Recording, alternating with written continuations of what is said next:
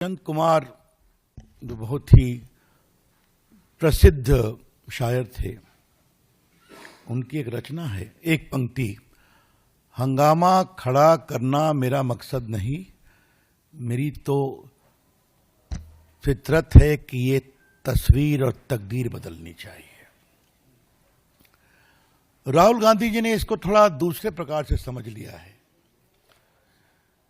जब भी मैं विदेश जाऊंगा, हंगामा खड़ा करना ही मेरा मकसद है और मेरी फितरत और मेरी कोशिश है कि हंगामा बढ़ते रहना चाहिए। अब राहुल गांधी जी संविधान लेके घूमते थे यहां पर।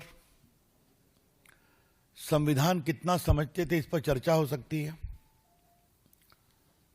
एक बार शायद इसी मंच से मैंने पूछा था कि फंडामेंटल राइट चैप्टर में कितने आर्टिकल्स हैं, इसको राहुल गांधी जी देश को ज्ञान देंगे तो अच्छा रहेगा।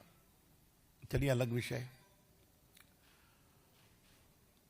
अब संविधान को बचाने की दुहाई और दावा करने वाले राहुल गांधी ने अमेरिका में कहा है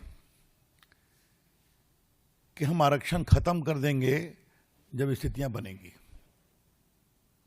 ये उनके शब्द हैं, मेरे नहीं है।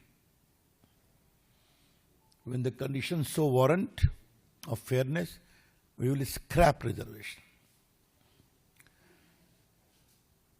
उनके दिल में जो आरक्षण के प्रति पूर्वाग्रह है वो सामने चला आया। The prejudice against reservation which Rahul Gandhi has in abundance got reflected in America. और आरक्षण का विरोध उनकी विरासत है। आपको मालूम होगा कि नेहरू जी की चिट्ठी हम लोगों ने कई बार आप लोगों को बताई है, जहां उन्होंने मुख्यमंत्री को कहा कि आरक्षण मेरिट को खत्म नहीं करना चाहिए। इंदिरा गांधी का स्टेटमेंट है आरक्षण के खिलाफ। राजीव गांधी ने खुलेआम मंडल कमीशन का विरोध किया था, ठंडे बस्ते में डाला था। और अब तो आपने देख ही लिया,